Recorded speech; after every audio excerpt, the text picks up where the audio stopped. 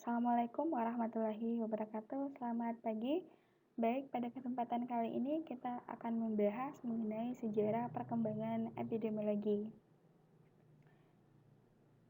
Sejarah perkembangan epidemiologi sebenarnya mempelajari ini memungkinkan kita untuk melihat dan menilai bagaimana relevansi terhadap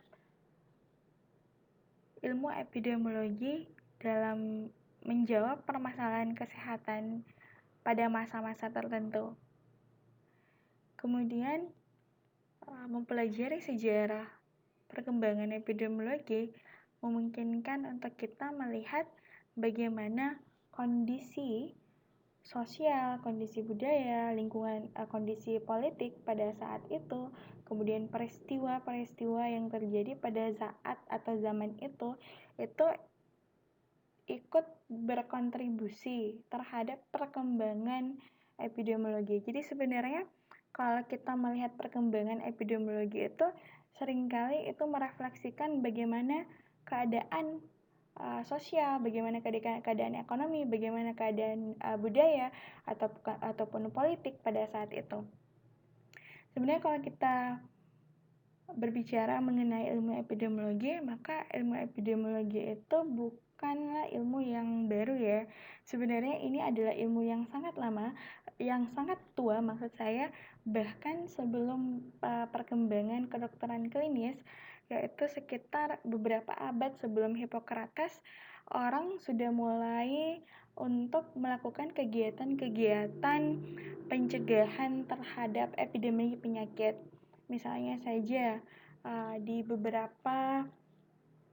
sejumlah negara Asia, penderita lepra diasingkan dari komunitas untuk mencegah penularan lepra itu sekitar 1000 tahun sebelum Masehi ya. Atau misalnya pada waktu yang sama di India pada zaman yang sama telah dianjurkan menghindari kontak terhadap tikus untuk memperkecil risiko terkena penyakit sampar. Ini adalah kegiatan-kegiatan yang memang sudah dilakukan oleh masyarakat untuk pengendalian epidemi penyakit. Nah, selanjutnya kita akan melihat bagaimana sejarah perkembangan epidemiologi dari zaman Hippocrates sampai pada abad ke-19 di mana John Snow melakukan serial investigasi terkait wabah kolera. Nah, kita mulai dari Hippocrates.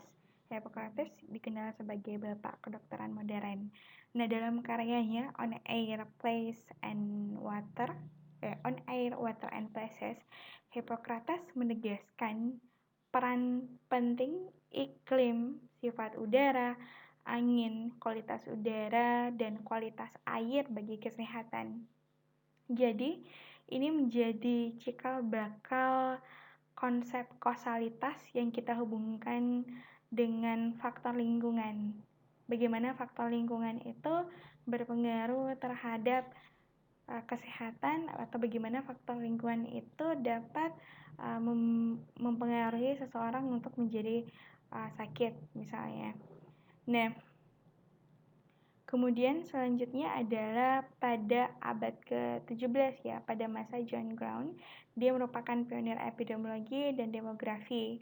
Nah, dia memperkenalkan kepada kita bahwa pentingnya melakukan rekapan statistik vital. Dia menggunakan life table dalam bentuk angka absolut, persentase, dan probabilitas untuk menganalisis angka kematian. Jadi dia membandingkan angka kematian berdasarkan urban, rural, musimnya, kemudian jenis kelamin, dan usia. Nah, kemudian pada abad ke-18 pada saat masa revolusi industri ada pergeseran keadaan sosial dan keadaan ekonomi. Pada saat itu Bernardino mencoba untuk melihat penyakit-penyakit yang dapat didapatkan di lingkungan kerja. Nah, makanya Bernardino ini dikenal sebagai bapak kedokteran kerja. Dia mencoba untuk menganalisis bahaya exposure dari chemical, dari debu, kemudian logam-logam yang nantinya ada berkaitan dengan kesehatan para pekerja. Nah, ini juga menjadi cikal bakal epidemiologi lingkungan. Kemudian kita beralih pada abad ke-19, di mana pada saat itu terjadi wabah kolera ya. Nah, John Snow pada saat itu menyatakan bahwa kolera ini disebabkan karena adanya air yang terkontaminasi.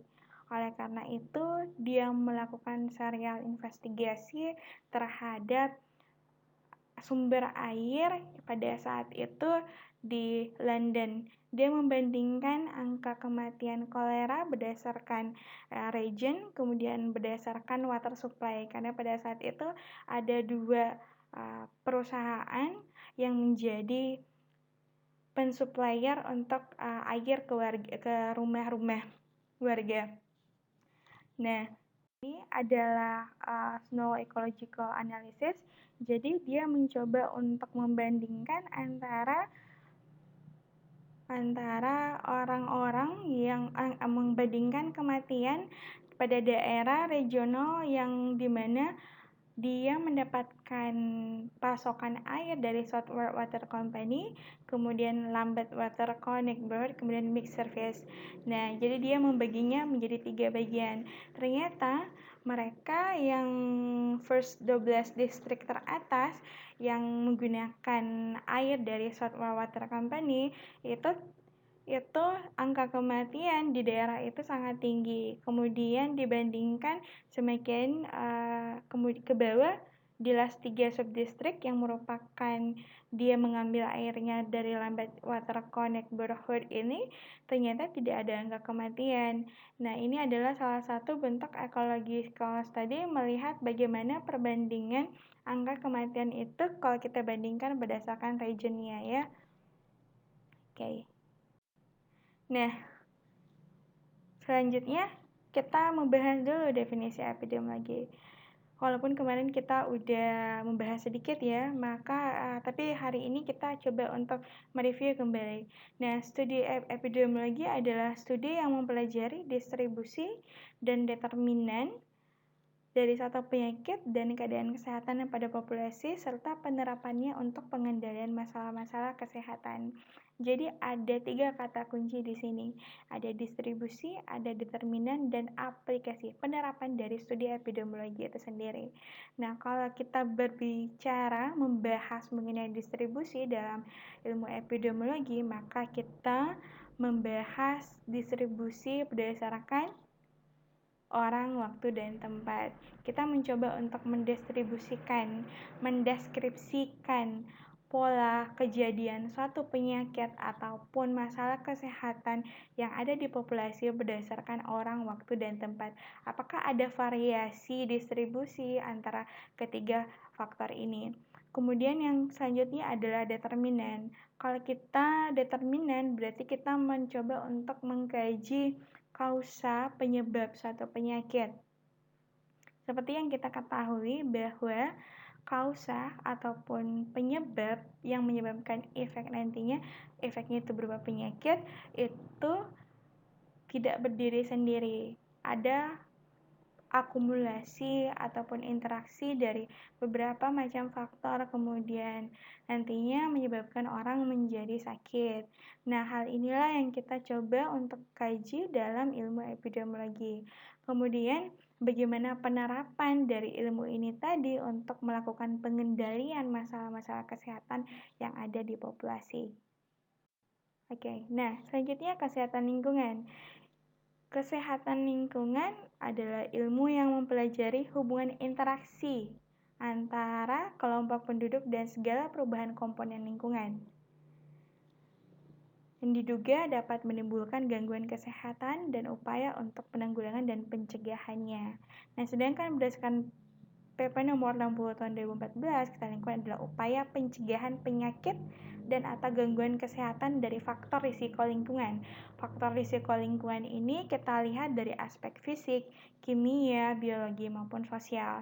Jadi kalau kita mencoba untuk membahas mengenai epidemiologi lingkungan, berarti kita mencoba untuk melihat bagaimana kondisi lingkungan itu berpengaruh terhadap kesehatan dan kita mencoba untuk melihatnya dari perspektif epidemiologi. Perspektif epidemiologi itu maksudnya seperti apa? Kita mencoba untuk mendistribusikan, kita mencoba untuk melihat determinan dari masalah lingkungan yang mempengaruhi kesehatan seseorang. Nah, itu adalah ranah ruang lingkup dari epidemiologi kesehatan lingkungan. Nah, komponen lingkungan apa saja sih yang biasanya menjadi faktor risiko yang biasanya kita coba untuk kaji? Yaitu ada lingkungan fisik, kimia, dan biologi. Fisik itu masuk ke kebisingan, radiasi, cuaca, kimia, dan masih banyak lainnya sih sebenarnya. Kimia itu masuk pestisida, asap rokok, limbah pabrik. Biologi itu masuk spora, jamur, bakteri, cacing, dan lain-lain. Tadi ada beberapa pengantar terkait sejarah perkembangan epidemiologi. Kalau misalnya ada yang kurang jelas mungkin bisa kita diskusikan di kolom chat di kolom komentar ya, di forum diskusi ya. Kemudian untuk referensi bacaan terkait ini mungkin bisa kalian baca di buku Bisma Murti, kemudian epidemiologi Cap Simple, dan di buku epidemiologi untuk mahasiswa kesehatan. Oke, mungkin itu saja dari saya hari ini. Kurang dan lebihnya mohon dimaafkan. Assalamualaikum warahmatullahi wabarakatuh. Sampai jumpa di sesi selanjutnya.